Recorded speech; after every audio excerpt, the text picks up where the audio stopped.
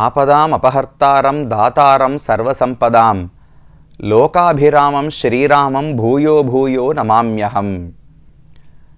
பகவான் ஸ்ரீமன் நாராயணன் இந்த பூவுலகத்தில் எத்தனையோ அவதாரங்களை செய்கிறார். அதில் சில அவதாரங்கள் குறைந்த நேரத்துக்கே ஏற்படுகின்றன. சில அவதாரங்கள் தான் நீண்ட காலத்துக்கு இருக்கின்றன. அந்த வரிசையில் ஸ்ரீ ராமாவதாரம், ஸ்ரீ கிருஷ்ணாவதாரம் இந்த இரண்டுமே பல ஆண்டுகள் மனிதனாக பகவான் இந்த உலகத்திலே வாழ்ந்து நமக்கு வழிகாட்டின அவதாரங்கள். அதிலும் ஸ்ரீராமன் என்றாலே நமக்கு ஒரு தனி விருப்பம் இருக்கும்.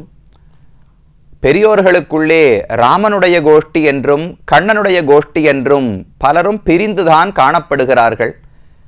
ஆழ்வார்களில் கூட குலசேகர ஆழ்வாருக்கு ராமனிடத்திலே பக்ஷபாதம், நம்மாழ்வார், பெரியாழ்வார், ஆண்டாள் முதலானவர்களுக்கு கண்ணனிடத்திலே பக்ஷபாதம். இப்படி பகவானுடைய அவதாரங்களுக்குள் ஸ்ரீ ராமாவதாரம் என்பது மிக உயர்ந்ததாக கொண்டாடப்படுகிறது. அயோத்தியில் இருந்த மக்கள் என்ன, பாரத தேசம் முழுதும் இருந்த ரிஷிகள், மக்கள், விலங்குகள் என்ன, ஏன் இன்று வரை நம்முடைய பாரதத்திலும் உலகத்திலும் வாழக்கூடிய அனைவரையும் ராமன்தான் ரட்சித்து வருகிறார். ஆபதாம் அபஹர்த்தாரம் தாத்தாரம் சர்வசம்பதாம் என்று சொல்லுகிறோம். நமக்கு எந்த ஆபத்துகள் வந்தாலும் அதை விலக்கி கொடுக்கிறார். நாம் ஆசைப்படும் செல்வங்கள், சம்பத்துகளை நமக்கு அவரே கொடுக்கிறார். அப்பேற்பட்ட ராமனை 108 திவ்யதேசங்களுக்குள்ளே பல திருத்தலங்களில் நாம் சேவித்துக் கொள்ளலாம். ராமனாகவே அந்த இடங்களில் காட்சி கொடுக்கிறார். அந்த வரிசையில் தொண்டை நாட்டு திருத்தலங்களுக்குள்ளே நாம் ஒவ்வொரு கோவிலையும் தரிசித்து வருகிறோம். சற்று முன்னால் ராமனே இருக்கக்கூடிய ஒரு திவ்யதேசத்தை தரிசித்தோம். திருப்புட்குழி என்கிற ஊரிலே விஜயராகவன் என்கிற பெயரோடு பகவான் காட்சி கொடுக்கிறார். ஜட்டாயு மகாராஜனுக்கு அந்திம சடங்குகளை செய்த ராமன் விஜயராகவன் என்று அந்த ஊரிலே அழைக்கப்பட்டார். அதைத் தொடர்ந்து மற்றொரு ராமனை தரிசிப்பதற்காக இப்போது ஒரு ஊரை வந்து அடைந்துள்ளோம். இந்த ஊருக்கு திரு எவ்வுள் என்று திருநாமம். திவ்யதேசத்துக்கான திருநாமம் திரு எவ்வுள் என்பது. ஆனால் இன்றைக்கு உலகத்தில் திரு எவ்வுள் என்று நீங்கள் வழியில் சாலையில் போய் கேட்டீர்கள் என்றால் ஒருவருக்குமே அது தெரிந்திருக்காது. திருவள்ளூர் என்றுதான் இந்த ஊர் தற்போது அழைக்கப்படுகிறது. திரு எவ்வுள் என்கிற பெயர் காலப்போக்கில் மருவி சிதைந்து திருவள்ளூர் திருவள்ளூர் என்று ஆகிவிட்டது. அந்த திருவள்ளூரில் இருக்கக்கூடிய வீரராகவ பெருமானை தரிசிப்பதற்குத்தான் நாம் தற்போது வந்திருக்கிறோம். தொண்டை நாட்டு திருத்தலங்களில் காஞ்சிபுரத்துக்குள்ள இருக்கிற 14ஐயும் சேவித்துக் கொண்டோம். அதற்கு மேல திருப்புட்குழி, திருநின்ற ஊர் என்கிற 2ஐயும் சேவித்தோம். அடுத்ததாக இந்த திவ்யதேசத்தை வந்து அடைந்திருக்கிறோம். நம்முடைய மொத்த கணக்கு 108 திருப்பதிகளினுடைய கணக்கில் 59வதாக இந்த திருத்தலத்தை நாம் அடைந்திருக்கிறோம்.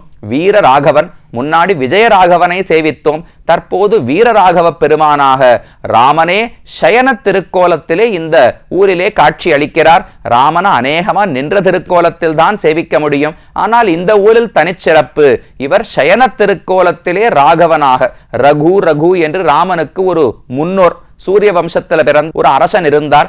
அந்த ரகுவனுடைய வம்சத்தில் பிறந்தபடியாலே ராகவன் என்று பகவானுக்கு திருநாமம். அதுவும் வீரராகவன் என்கிற பெயரோடு பகவான் இந்த திருத்தலத்திலே காட்சி கொடுக்கிறார். இந்த ஊர் மிக பிரசித்தமானது. நாம திருமலைக்கு போகும் வழியிலே திருவள்ளூர் வழியாகத்தான் செல்லுகிறோம். இந்த ஊரினுடைய இடம், இந்த இடத்துக்கே வீக்ஷாரண்யம் என்று ஒரு பெயர். புராணங்களில் சொல்லும் பொழுது இதுக்கு திரு எவ்வுள் என்பது தமிழ் பெயர் தானே. வீக்ஷாரண்யம் என்று ஒரு பெயர் காணப்படுகிறது. மார்க்கண்டேய புராணத்தில் தான் கிட்டத்தட்ட 10-11 அத்தியாயங்களில் இந்த ஸ்தலத்தினுடைய மகாத்மியம் சொல்லப்பட்டுள்ளது. வீக்ஷாரண்யம் என்று ஒரு பெயர் சொல்லப்படுகிறது. புண்ணியாவர்த்த க்ஷேத்திரம் என்று மற்றொரு பெயர் சொல்லப்படுகிறது. புண்ணியம் அப்படின்னா நல்ல செயல்கள், தர்ம செயல்கள். ஆவர்த்தம் என்றால் அதை திரும்ப திரும்ப செய்வது, ரெப்படிஷன் சொல்றோம் இல்லையோ, அதைத்தான் ஆவர்த்தி, ஆவர்த்தனம்னு தெரிவிப்பார்கள். புண்ணிய ஆவர்த்த க்ஷேத்திரம்னு சொன்னால் இந்த க்ஷேத்திரத்தில் நாம் ஒரு புண்ணிய செயல், ஒரு தர்ம காரியத்தை செய்தோம் என்றால் அந்த க்ஷேத்திரம் நம்மை திரும்ப திரும்ப அந்த தர்மத்தை செய்ய வைக்குமா. ஒருத்தர் தானம் கொடுத்தார்னா அது ஒரு முறையோடு நின்று விடாமல் திரும்ப திரும்ப கொடுக்கும் பாக்கியத்தை இந்த க்ஷேத்திரம் கொடுக்குமாம். இல்லை இதெல்லாம் கூட வேண்டாம், நமக்கு தர்மம் மத்த எதுவும் அல்ல, இந்த ஊருக்கு பகவானை சேவிக்க வருகிறோம் இல்லையோ, திரும்ப திரும்ப வந்து சேவிக்கும் பாக்கியத்தையும் இந்த ஊர் தானே நல்க வேண்டும். அதனால புண்ணியாவர்த்த க்ஷேத்திரம், எந்த ஒரு தர்ம காரியத்தையும் நின்று போக விடாமல் திரும்ப திரும்ப செய்ய வைக்கக்கூடியதாம் என்றுதான் புராணங்களிலே இந்த ஊர் சொல்லப்பட்டுள்ளது. அண்மையில் ஆழ்வார் பாசுரத்தில் திரு எவ்வுள் என்று ஊருக்கு பெயர் சூட்டப்பட்டுள்ளது. பெருமானுக்கு கிம் கிருஹேஷன் என்று திருநாமம். தமிழ்ல எவ்வுள் அப்படின்னு சொல்றோம் இல்லையா, உள் என்றால் என்ன, அறை. ஒரு வீடுன்னு சொன்னா படுக்கை அறை, சமையல் அறை அப்படின்லாம் சொல்றோம் இல்லையோ, அந்த அறை என்பதைத்தான் உள் என்று தெரிவிப்பார்கள். எவ்வுள், எந்த அறை என்று பெருமான் கேட்டாராம். கிம் கிருஹம், எனக்கு எது வீடு, நான் எந்த அறையில் சயனிக்க வேண்டும், எங்கு படுக்க வேண்டும்னு பெருமான் கேட்டார். அதனால கிம் கிருஹேசன், திரு எவ்வுள் பெருமாள் என்று அவருக்கு வீரராகவ பெருமானுக்கு பெயர் சொல்லப்படுகிறது. எதற்காக படுக்க வேண்டும், எதற்காக இடம் கேட்டார்னு ஸ்தல புராணம் பார்க்க வேண்டுமே. ஒரு புராணம் ஒரு கதை மட்டுமல்ல, இந்த க்ஷேத்திரத்துக்கு பல கட்டங்களில் பெருமான் பலருக்கு காட்சி கொடுத்திருக்கிறார். முதலில் பிரத்யும்னன் என்று ஒரு அரசன் இருந்தான். அந்த அரசன் பெருமானை குறித்து கடும் தவம் புரிந்து தரிசிப்பதற்கு ஆசைப்பட்டான். ஒரு முறை தை மாசத்தினுடைய அமாவாசை என்றைய தினம் இந்த ஊரிலே பெருமான் அவனுக்கு காட்சி கொடுத்தாராம், அவனுக்கு அருள் புரிந்தார். அதனாலே இன்றளவும் இந்த ஊர்ல தை அமாவாசைக்கு ரொம்ப சிறப்பு உண்டு. லட்சக்கணக்கில் ஜனங்கள் வருவா. இங்க இருக்கிற ஒரு புஷ்கரணி இருக்கு, ரொம்ப பிரசித்தமான புஷ்கரணி, ஹிருத்தாப நாசினி என்று புஷ்கரணிக்கு திருநாமம். புஷ்கரணி பேரே ரொம்ப விசித்திரமா இருக்குல்ல. ஹிருத் அப்படின்னா நம்முடைய மனசுன்னு அர்த்தம், தாபம் அப்படின்னா கொதிப்பு என்று பொருள், நாசினி அழிக்கக்கூடியது. பொதுவா நாம ஒரு நீர்நிலையில் குளித்தோம் என்றால் உடம்புல இருக்கிற சூடெல்லாம் தனியும்னு சொல்லுவாளோ இல்லையோ, கண்ணெல்லாம் அந்த ஜலத்துக்குள்ள போய் வச்சுட்டு கண்ணை திறந்து பண்ணோம்னா கண்ணில் இருக்கிற சூடெல்லாம் போகும். உடம்புல நன்னா முழுகி குளிச்சோம்னா உடம்புல இருக்கிற சூடெல்லாம் தனியும் என்று தெரிவிப்பார்கள். இந்த தீர்த்தம் உடம்பு சூட்டை மட்டும் தணிக்காது, ஹிருத்தாப நாசினி, மனசுல இருக்கக்கூடிய தாபங்கள், கொதிப்புகள், கவலைகள், என்னென்ன துக்கம் இருக்கிறதோ அதை அனைத்தையும் போக்கி கொடுக்குமாம் இந்த புஷ்கரணியானது. அப்பேற்பட்ட பெருமை உண்டு இந்த புஷ்கரணிக்கு. ஒரு புராணம் இருக்கிறது. நாம் தக்ஷ பிரஜாபதியினுடைய கதை கேள்விப்படுகிறோம் அல்லவா, பாகவதத்திலையும் இருக்கு, மகாபாரதத்திலையும் சொல்லப்படுகிறது. தக்ஷ பிரஜாபதியினுடைய மகளைத்தான் சிவபெருமான் திருமணம் செய்து கொண்டார். அந்த தக்ஷன் ஒரு யாகத்தை நடத்தினார், ஆனால் சிவனை அழைக்கவே இல்லை. அதனால சிவன் வரவில்லை. அவருடைய மனைவி, அவளுக்கு மட்டும் கொஞ்சம் தாக்ஷாயணிக்கு எண்ணம், அது என்னமா நம்முடைய கணவரை அழைக்காமல் தகப்பனார் யாகம் செய்யலாம், நாம போய் விசாரிப்போம் என்பதற்காக போனால் அந்த இடத்துல மரியாதை கிடைக்கவில்லை. அவளுக்கும் அவமரியாதை ஏற்பட்டது. சிவபெருமான் கோபித்துக் கொண்டு வீரபத்ரர் என்று ஒருவரை ஏவி தக்ஷனையும் அழித்து தக்ஷனுடைய யாகத்தையும் அழித்து விட்டார். அந்த வீரபத்ரருக்கு ஒரு தோஷம் பிடித்துக் கொண்டது. தக்ஷனை அழித்தபடியால், கொன்றபடியால இவருக்கு தோஷம் வந்தது. அந்த தோஷத்தை போக்குவதற்கு ஆங்காங்கு திரிந்து வந்தவர் இந்த ஊருக்கு வந்து இந்த ஹிருத்தாபநாசினி தீர்த்தத்திலே நீராடின பிறகுதான் பகவானுடைய அருளாலே அந்த பாபம் விலகிற்று என்று புராணம் சொல்லுகிறது. அந்த பெருமை இந்த ஹிருத்தாபநாசினி தீர்த்தத்துக்கு உண்டு.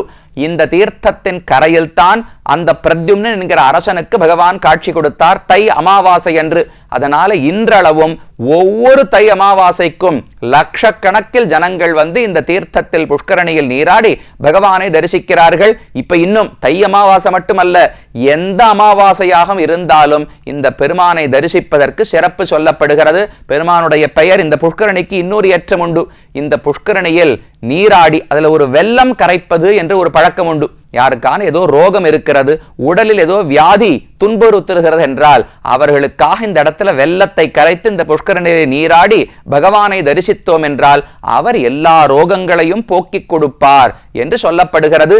இன்றளவும் பிரத்யட்சமாக நடந்தும் வருகிறது. அதெல்லாம் இந்த புஷ்கரணிக்கும் இந்த ஸ்தலத்துக்கும் இருக்கக்கூடிய பெருமை. இது பிரத்யும்னனுடைய கதை. அடுத்தது, பகவான் எதற்காக இங்கு சயனித்தார் என்றால், அது புருபுண்யர் என்று ஒரு ரிஷி இருந்தார். அவரும் தன்னுடைய மனைவியுமாக பதரீகாசிரமத்தில் பகவானை குறித்து ஷாலி யஜ்ஞம் என்று ஒரு யஜ்யத்தை செய்தார்களாம். ஷாலினா ஒரு விதமான நெல். அந்த நெல்லிருந்து அரிசியை எடுத்து அதை பகவானுக்கு சமர்ப்பித்து ஷாலி யஜ்ஞம் செய்து வந்தார்கள். அதில் பகவான் திருப்தி அடைந்து அவர்களுக்கு முன்னால் தோன்றி என்ன வேணும்னு கேட்டார். எங்களுக்கு நல்ல குழந்தை வேணும், நல்ல புத்திரப்பேருக்காக உன்னை தொழுதோம் என்று தெரிவித்தார்களாம். சரி, கண்டிப்பா நல்ல குழந்தை பிறப்பான், தர்மத்தில் ஈடுபாடோடு இருப்பான், அவனுக்கு ஷாலிஹோத்ரன் என்று பெயர் இருக்கும். ஏன்னா ஷாலினா அந்த நெல், அதை கொண்டு ஹோமம் செய்துதான் இந்த பிள்ளையை பெற்றிருக்கிறார்கள். அதனால ஷாலிஹோத்திரன் என்று அந்த பிள்ளைக்கு பெயர் இருக்கட்டும்னு பகவான் தெரிவித்தார். சரின்னு இவர்களுக்கும் திருப்தி. ஷாலிஹோத்திரன் பிறந்தார். ரொம்ப ஆன்மீக ஈடுபாடு, நல்ல சத்துவகுணத்தோடு இருந்தான். அப்படி ஒவ்வொரு ஸ்தலமாக தீர்த்த யாத்திரை சுத்தி எல்லா இடத்திலும் தீர்த்த யாத்திரையாக சென்று கொண்டிருந்தான். அப்ப இந்த இடம் வீக்ஷா ஆரண்யம்னு சொல்றோமே, இந்த புண்ணியாவர்த்த கஷேத்திரத்துக்கு இந்த குளக்கரைக்கு வரும்பொழுது அவன் கண்ணுக்கு பெரிய பெரிய தேவர்கள் எல்லாம் சொர்க்கத்திலிருந்து இறங்கி இந்த புஷ்கரணியில நீராடி விட்டு செல்லுவதை கண்டான். அவ்வளவு பெரிய புஷ்கரணி. ஏன்னா எல்லா பாபங்களையும் போக்கக்கூடியது ஹிருத்தாப நாசினின்னு சொல்றோம் இல்லையோ, அந்த புஷ்கரணியின் பெருமையை உணர்ந்து இதன் கரையிலேயே ஒரு குடிசை கட்டி கொண்டு வாழ்ந்து வந்தாராம் அந்த ஷாலிஹோத்திரர் என்பவர். அப்போது அவர் ஒரு பழக்கம், ஒரு தவத்தை தொடங்கினார். என்ன தவம்னால், வருஷம் முழுக்க பட்டினி கிடக்கிறது. தை அமாவாசை மட்டும்தான் சாப்பாடு சாப்பிடுறது. அதுவும் எப்படின்னால், நெல் அந்த ஷாலி எடுத்து அதை மாவாக அரைத்து அதிலிருந்து சோறு சமைத்து அதை ஒரு கால் பகுதி யாரு விருந்தாளிகள் வருகிறாளோ அவர்களுக்கு கொடுத்துருவாராம். முக்கால் பகுதியை தான் வைத்துக் கொண்டு உண்டு விடுவாராம். வருஷத்துக்கு ஒரு முறைதான் உணவு. இப்படி தவம் செய்து கொண்டு வந்தார். பெருமானுக்கு ரொம்ப திருப்தி. பல ஆண்டுகள் அவர் இந்த தவத்தை செய்ததை பார்த்து திருப்தி அடைந்து ஒரு முறை தை அமாவாசை என்று பெருமானே ஒரு வயோதிகர், ஒரு கிழவனுடைய வேஷத்துல இந்த ஷாலிஹோத்தருடைய வீட்டுக்கு ஆசிரமத்துக்கு வந்தார். எனக்கு ரொம்ப பசிக்கிறதுன்னு சொன்னார். இதோ காத்து கொண்டிருக்கிறேன்னு ஒரு கால் பகுதி மாவை எடுத்து அவருக்கு கொடுத்தான். அவர் உண்டு முடித்து விட்டார். எனக்கு இன்னும் பசி போறல, இன்னும் கொஞ்சம் வேணும்னு கேட்டார். இன்னொரு கால் பகுதியை கொடுத்தார், சாப்பிட்டுட்டார். இன்னொரு கால் பகுதியை கொடுத்தார், சாப்பிட்டுட்டார். இன்னும் பசி தீரல. கடைசி கால் பகுதியும் கொடுத்து பெருமான் சாப்பிட்டு முடித்து விட்டார். ரொம்ப திருப்தின்னு சொல்லி கிளம்பி போயிட்டார். இவருக்கு சாப்பாடே இல்லை. சரின்னு ஏற்றுக்கொண்டார். மறுபடியும் ஒரு வருஷம் பட்டினி இருந்தார். அடுத்த தை அமாவாசைக்கும் பகவான் அதே கிழவன் வேஷத்துல வந்தார். மறுபடியும் கால் பகுதி, பாதி, முக்கால், மொத்த மாவையும் வாங்கி உண்டு விட்டார். உண்ட உடனே எனக்கு ரொம்ப அப்படி மயக்கமா வருது, சாப்பிட்டதுல ரொம்ப தூக்கம் வருது. எங்கு நான் உறங்கலாம்? எவ்வுள் எந்த இடத்திலே நான் சயனிக்க வேண்டும்னு அந்த முனிவர் இடத்துல கேட்டாராம். அப்ப அவர்தோ என்னுடைய ஆசிரமம் இருக்கிறது, இங்கேயே சயனிக்கலாம் என்று சொல்ல சரின்னு பகவான் சயனித்தார். தெற்கு நோக்கி சயனித்துக் கொண்டா. கிழவனாக பகவான் சயனிக்கவில்லை, திடீர் என்று பெரிய வடிவத்தை எடுத்துக்கொண்டார். வீரராகவ பெருமானாக இந்த இடத்திலே சயன திருக்கோலத்தில் அந்த ஷாலிஹோத்திர மகரிஷிக்கு காட்சி கொடுத்தாராம். இப்போ இந்த பெருமாளை சேவித்தோம்னால் தன்னுடைய வலது கையை அந்த ஷாலிஹோத்திர ரிஷியினுடைய தலைக்கு மேல் வைத்து ஆசீர்வாதம் செய்து கொண்டிருப்பார். அந்த ரிஷி இந்த பெருமானுக்கு கைகூப்பி கைங்கரியம் செய்து கொண்டு அருகிலேயே இருக்கிறார்.